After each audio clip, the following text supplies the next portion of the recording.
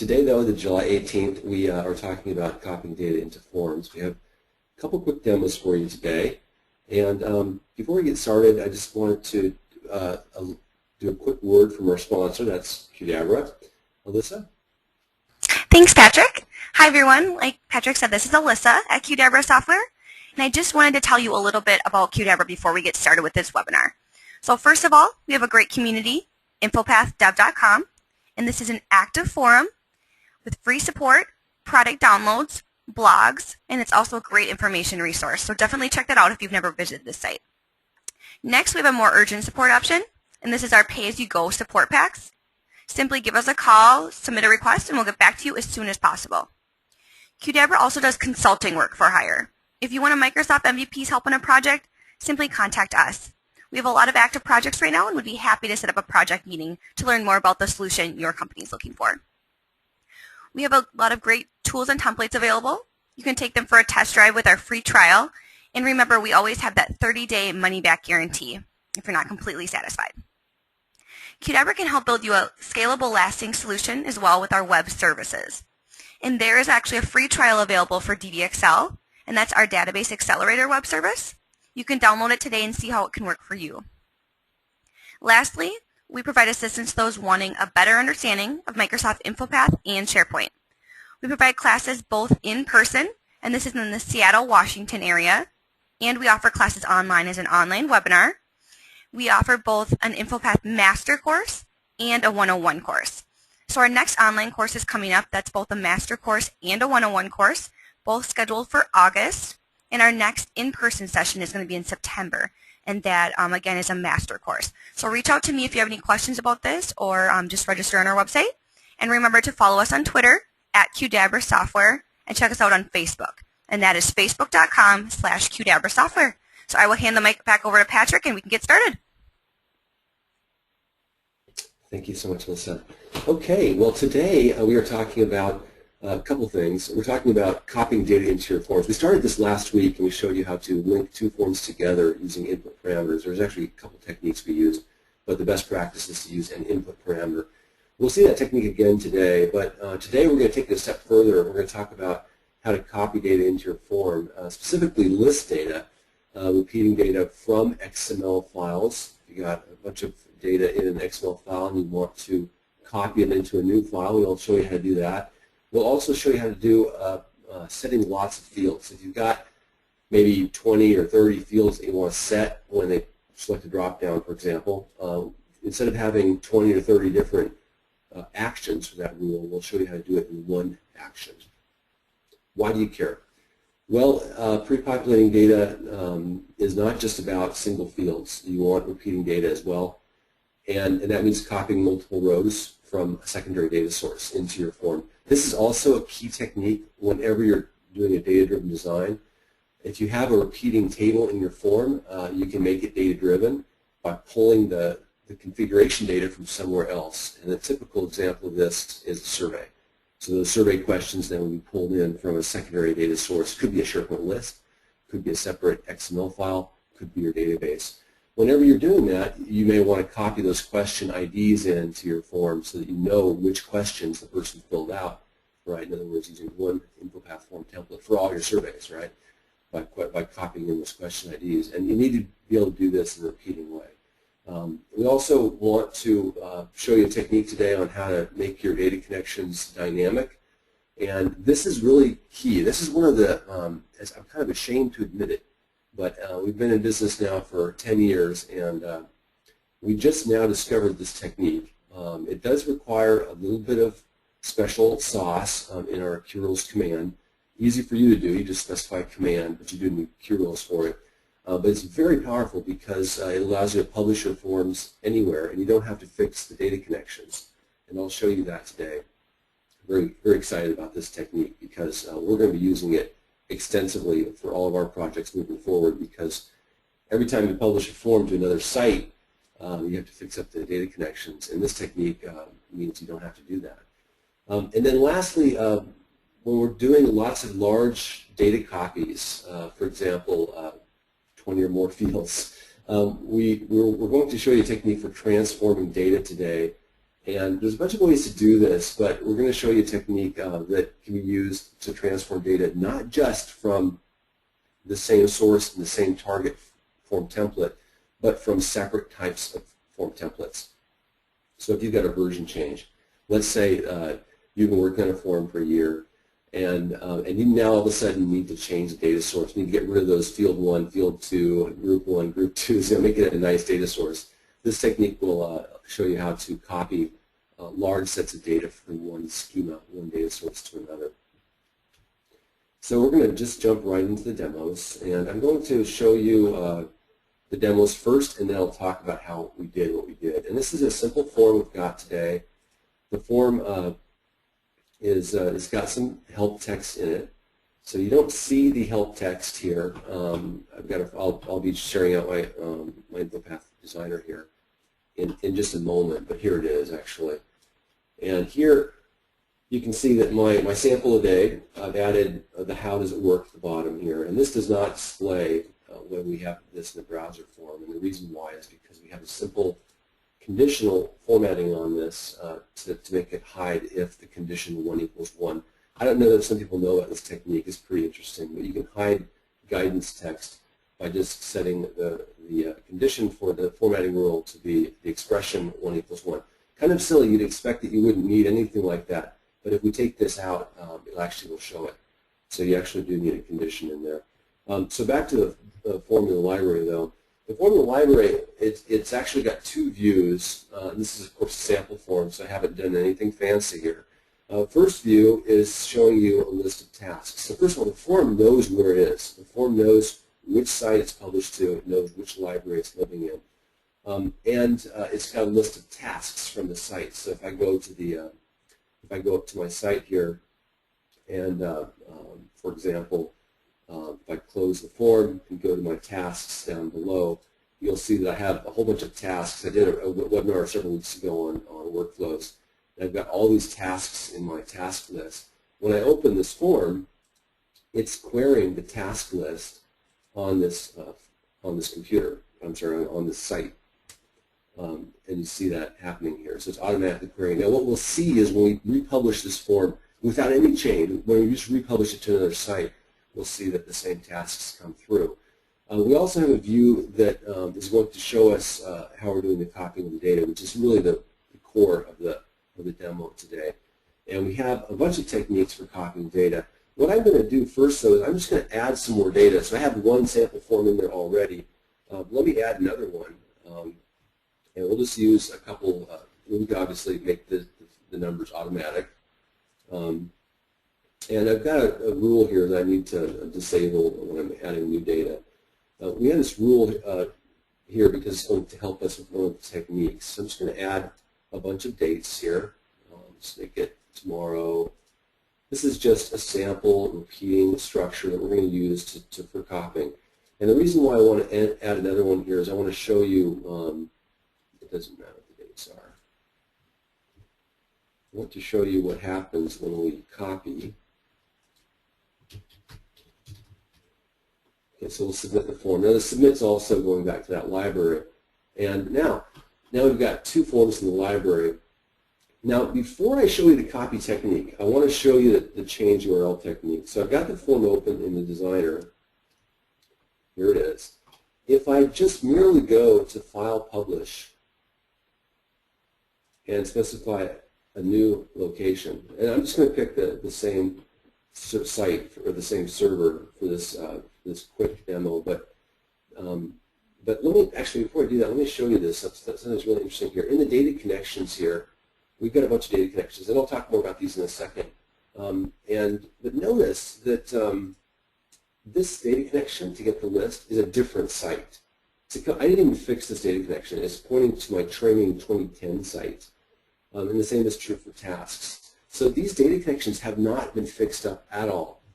And I'm just going to go out and I'm going to publish the form to the site, actually a different location on the site.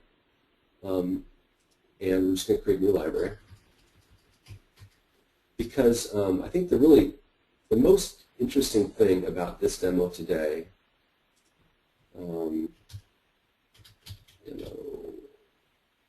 let's 718. Give it a library name. We don't need to promote any properties or anything. It's just going to publish it out there. The most interesting thing is that I have not changed any of those data connections, and we have now a technique that allows you to publish a form anywhere without having to fix up the data connections. Now, you do need to have some logic in the forms. I'm going to go through that in a second, because the form has to be smart. It has to know where it is. But here you see I'm opening it up from a new site now, and what it's doing is on load, it's checking to see where it is, pulls in those tasks. The same site, so it's the same tasks. That's not super interesting.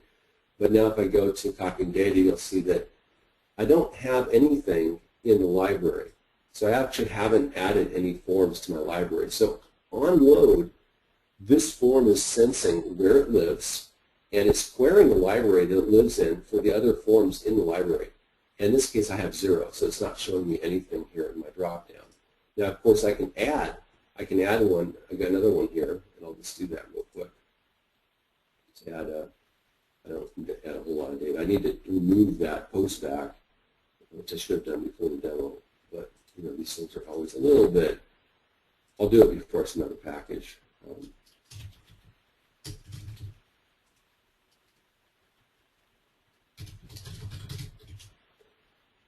And the submit, guess what? We didn't fix the submit either. Submit's going back to that new location, right? So there we go. Now if I open it up again, we'll see, we should see on that second view, and you can put this on one view. I picked 2 views because it was easy, but the best practice is to, okay, so now we've got, there's the data we just entered, right? There's a secondary data source. Now when I saved it out with actually a bunch of blank rows, and I want to talk about that now. But you can see here that I can copy these values to my main data source from the secondary data source using one of these techniques. So I've got 3 techniques. I'm going to show you these, but I'm going to go back to my other library where I have two different examples. So that's really interesting, and I see that I've got some hands raised here, maybe one question or so. I will be taking questions afterwards. Got a few more things I want to show you, and I want to walk through and show you how we did it. It'll take 5 minutes or so. So when we're copying data from a secondary data source, in this case, we're actually enumerating those forms that we've saved to the library. And for the purpose of this demo, I've just uniquely named the forms the date timestamp for today. You can see here I wrote this late last night, but I did save one this morning. This is the one I just saved. Now, when we copy these in to our form library, when we copy data in from an XML form, this is another area where you need to be dynamic. Why is that? Well, if you look at the form designer, the InfoPath designer here, we're specifying a data connection to that XML file. It's called load XML file.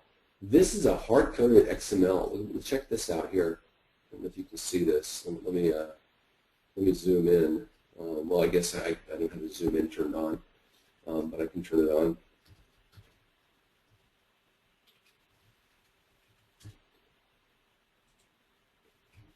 Okay, so check this out. We've got a different library here. This is when I tested it quite a while ago, and I hard-coded it at that time in the XML. So for this form, though, the form is dynamic. It's like automatically changing that data connection on load. And we have to do that because we want to get just the forms from the existing library, right? So we've got one data connection change there. But we also have another data connection change because keep in mind that it's not just about querying the library, it's also about getting the XML data, right? Now, it just so happens that this XML data is all the same format, which is very good because we couldn't do this dynamically changing thing here if it was different. And the XML format is indeed exactly the same here. You can just take a look at my load XML file data connection. This is my XML, my data source for that secondary data, and it's exactly the same as the main data source. And the reason for that, of course, is that it's the same form. So just to get it going, we connected it to one of those XMLs, but what we're doing here is we're actually changing it when we select if I go into that design view, if we select this value from the drop-down, we have a command. It says load XML file setup. And I'm sorry, yeah, that's the right command. And there's one action to change the connection URL. So here's how we're doing it.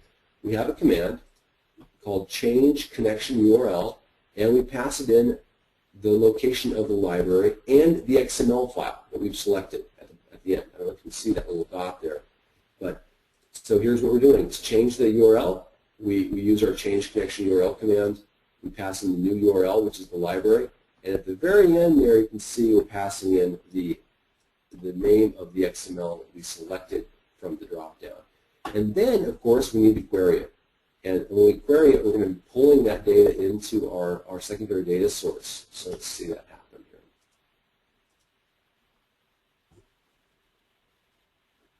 here. Okay, so there's the data I entered earlier, right? Now I've got a bunch of blank rows. Why do I have blank rows? Well, you can copy data from a secondary data source to your main data source, and you don't have to have anything from us. It's totally out of the box, and the way you do that is with Qrules. So let's take a look at how we did that. So here we have the copy using set column command, and I've described this a little bit down below here. So when you get the sample, even though you can't see this in the browser, you can read through the description here to see how I did it. And what you're going to want to do is you're going to want to select home, make sure you're on manage rules when you click on that button so you can see the rules and the actions associated with that. So this rule, there's just one rule here, it's called copy using set column. And this is no condition, it always fires. And what it's doing is it's actually going to set the count. So we have a secondary data source where we're storing a bunch of state values. One of them is count. So when we're copying, we need to know what our count is, and we're always going to start at 1 because that's where we start. When we copy, we iterate through something, it's 1 to n, where n is the total number. So the first thing to do is to set that. The second thing to do is then to set where we're going to end up. So this is the last item. You don't really have to do this, but I've done this to make it simple. So I've set another variable there in my secondary data source to be the count of the number of items in my secondary data source I'm copying from. In this case, load XML file item, right? So that's going to equal 2 or 3 or 5 or whatever it is in this case. And then what we do is we do the trick. And this is the key thing, is we're going to set a column in the main data source to something, some value. Now in this example, I have 3 columns, a number, a date, and some text. I've chosen to set the first column to be a number that really isn't a number I'm going to be using, -1. So you have to have some number in here that is unique. You know, you could have like, I don't know, 1, 2, 3, 4, 5, a really long number, or you could just use -1 or whatever. You could actually use space as well, and that would probably do the trick. But this is a number column, so I'm making this -1. This is just a dummy value. What we're trying to do here is we're trying to trigger InfoPath into running rules on each row in that table. And the way we do that is we set that column equal to a value which is not equal to the current value. So when we open the form, the current value is blank. When we set number, it's going to set every single row in this main data source equal to -1 for that column. And that, in turn, is going to fire a rule on this column. And here it is. Copy using set column trigger. That's the trigger. And we've got 2 rules here. The main one, though, is this one. And this is where the copy happens. So because the rule fires for every single row in the table, I'm going to get a trigger. I'm going to get a rule firing for row 1, row 2, row 3, row 4. So what I do is every time I get a rule that fires, I just run these 4 actions. I set the value to be the actual value that I want, and that's the value from the secondary data source. So it's the value from my item here. And what I've done here is I've actually indexed it. So this is how you see it if you're going to look at the complete XPath.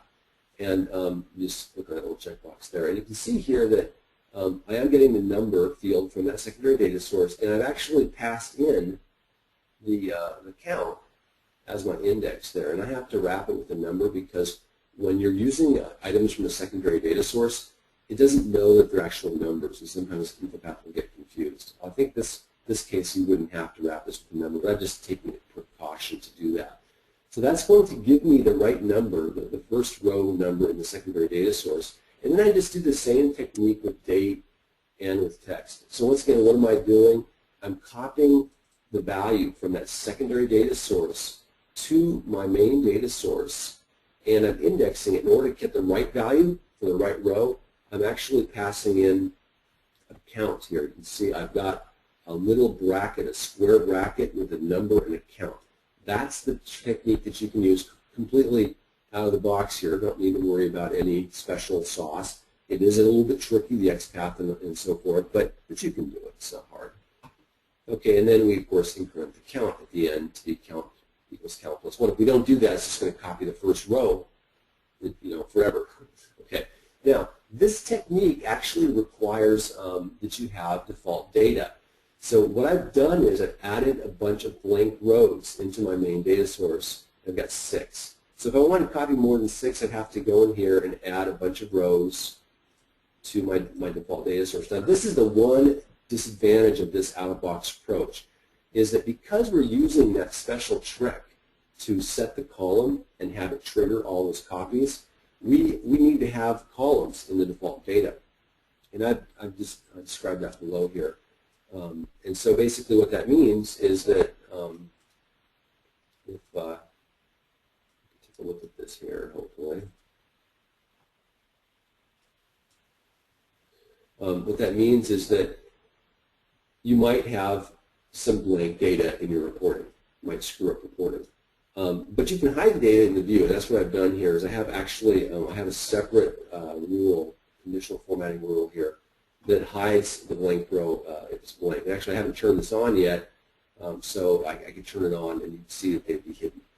I wanted to show you what it looked like when they were there. There you see the blank rows, right? Okay, so let's actually hide it, and the way we do that is just make sure we check it, and we'll republish to our new site, and we'll reopen from the new site and show you the other two techniques. And there's two other techniques here. So that's the out-of-box technique, and you can read the InfoPath form template notes at the bottom for more information. It's a very common technique. I'm also including in the package for today another exercise I did a couple of years ago that shows the technique as well. And that's going to be in the package that you get after you fill out the survey. It's going to be called Copying and Repeating Data. And this actually is yet another form. It's bonus material, but it shows you the same idea. It's got a secondary data source. This one doesn't pull from SharePoint. It's just inside of the form. And you've got these two techniques for copying, and it describes both of them. Now, I'm not actually talking about the second technique in this sample today. It's valid. It's totally valid. But I want to show you two other techniques. Before we do that, though, let's just verify that indeed those values got hidden. And you can see here now I've hidden the values here in the secondary data source. Now, having hidden them, it's hard for me to add them, and that's why I didn't do that at the beginning. But you can see there's that one sample that we created. This is a new site that we published to, and there's the data there. And of course, I can set the column data, and so on. Okay, so let's go back to the sample though from here, because we have two actual forms here, and this one has the blank data in it. Now, the two other techniques use Qrules, and they're very powerful though, and you will need Qrules to change the URL and do the migration. That's the one little bit downside of today's webinar is we're using that plugin. There's a free trial for it, and it is very inexpensive, and all your proceeds go to supporting InfoPath Dev, so it's a nice thing to do. We spend a lot of time answering your questions in InfoPath Dev, and we don't get paid for it, and that's how we're trying to reduce the cost of that. Okay, so here we have those two sets of blank data. I'm sorry, of data that we're trying to copy in. Now we've got these two other options. One is to use the Qrules copy command. This is new in 5.1, and this allows for you to append the data. So it's kind of nice because you can just insert it at the end. In this case, it's actually copying all 6 rows, even the blank rows there. So that's maybe not quite what we want. So there's also the ability to use the transform command. And that's just going to transform the entire items node to be exactly like it was in the source. And those 2 techniques are very simple to use. Let me just show you how they look in the designer. So this technique here is just one command. You're just going to set the Qrules command copy, and there's a bunch of parameters that you pass to it. Let's take a look at this with more. Here's the command. And you just type this in to the default value there, and you can see here that the command has a parameter for the source, data source. That's the data connection you're pulling from, and the path in that. Destination where we're copying to, and then if we want to append or not. The transform command is similarly very simple, and this command here just is called transform, and this actually takes a transform, which is a mapping, an XML mapping file, and this is where it can be very powerful. The transform is actually we've actually included in the package the identity transform, which is a very simple XSLT. But these XSLT files are what InfoPath uses for the view to transform the XML into HTML. And you can also use these to map XML to other XML. And that's where the power is in one of these XML files, XSLT files, you can actually define the mapping from your source to your destination. And here, once again, we have to tell it where we're getting the source, the same data connection, same path, same destination, and we just want to exclude the root. And both of these commands are documented in a Qrules command library. I'm sorry, Qrules command documentation. And that's not new in 5.1, so that'll work fine if you've got an earlier version of Qrules. But we have a 5.1 trial out there on the website, so hopefully you can take a quick look at that. So to recap, quick demo today, we showed you a couple of different things. One, we showed you a form that is smart about where it's published. It automatically fixes up its data connections. It has a bunch of techniques for copying data. It has an out-of-box technique for copying data. It has a couple of Qrules techniques for doing very complex copies and that simplify your life because you don't have to manage all the actions for setting. We have a bonus demo, one more small demo here to show you, and this is also going to be included in the kit that you get. And this is something I just found when I was preparing for the demos last night. Of course, as you saw, all this stuff works just fine in the browser. But here's another example, and this one actually you don't even have to do it in the browser. You can just preview it from your designer. So here we have, this is kind of a silly form, but we have a form with a button in it that allows you to copy the values down to the main data source. Isn't that cool? Now the same technique is being used here to copy. It's got this trigger column, which you would hide in your example. But you can see this is somewhat useful. If you have a secondary data source and you say, hey, pick 2 or 3 rows or something, then you can have them, you can do it this way. And the way we do this is, of course, we've got this button. This is all out of box. There's no Qrules here at all. It's just stock InfoPath. So the copy button then is actually setting this trigger column, which you would hide, right? And then it's using that to make. It's got some conditions in here. So there's a trigger. There's a condition to make sure that it's equal to a certain value, and if it is, then it goes ahead and it does its thing, right? So it's got some conditions there. And we can take a closer look at this, but that's just another common technique, something that might be useful to you. I am here to answer questions. We do have, of course, the Qdabra T-shirt. If anyone wants a T-shirt, put it in your feedback. We will send you an order form. And we also, like Alyssa said, okay. Of course I do. I'm not sure why Office has decided to repair itself. But 2013 is still pretty fresh, and there are changes every week. Anyway, what I was going to say was that, as Alyssa mentioned, we will be offering this for anybody watching the demo today. You want to get the kit and you are seeing this late. So in other words, everyone today in the webinar can fill out the feedback form and we'll give you everything you saw in the kit, basically, the sample data. And we'll be here to answer questions in the forum if you have them. So if you have questions, you can't get to work, just go to InfoPath Dev. We'll answer your questions. For those of you who didn't have a chance to fill out the feedback form and are catching us afterwards, please just go ahead to go to our website and you can purchase the kit here for just $29. It's a small processing fee to keep us in business. We really appreciate your patronage. And I am here to answer questions. It looks like we have a few questions here. And I'm just going to go through them top down, first come, first serve. First question here is from Kevin Foster. Thank you, Kevin, for doing that. Is it a good T-shirt? Is it a good-looking T-shirt? Yes, actually, we have a picture somewhere, and I should have put that on the slide deck. It's green. It has orange on it, and it is the highest quality, and it does have these silly little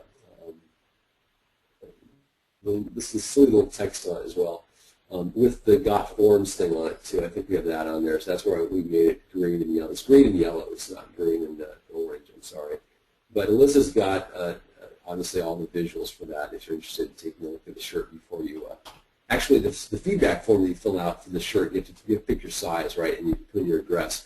That actually has the color scheme for the shirt. Great question. So Gus has got a question. Do these techniques work with 2007? Hey, that's a great question. The samples today do not, and there's a couple of reasons why. We decided today that we're not going to worry about 2007. I know that a lot of you are on 2007. Some of these techniques will work fine. Actually, the first technique, Gus, for copying, the set value technique, that will work fine in 2007. In fact, what you should do is you should take a look at the copy repeating data sample here, because I think that I've saved this out in 2007 format. And the way you check is, we had a momentary lapse of 2013 here. Sorry about the config process.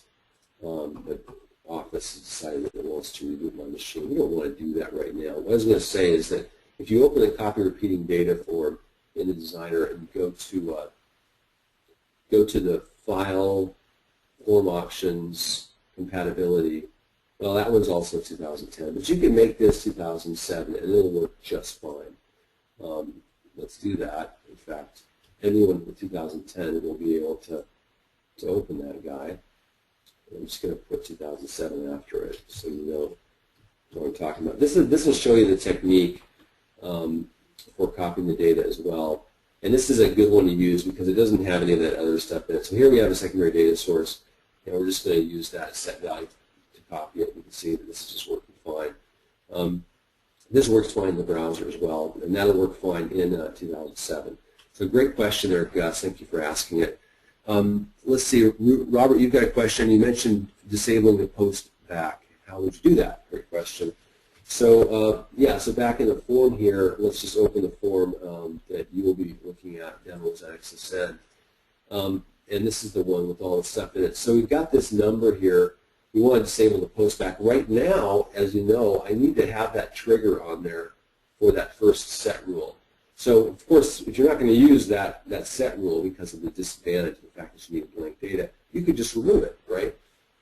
But the other thing we could do is we could just go in here, and there's a couple options here. Obviously, text box properties has browser forms here, and you can say, hey, never do it.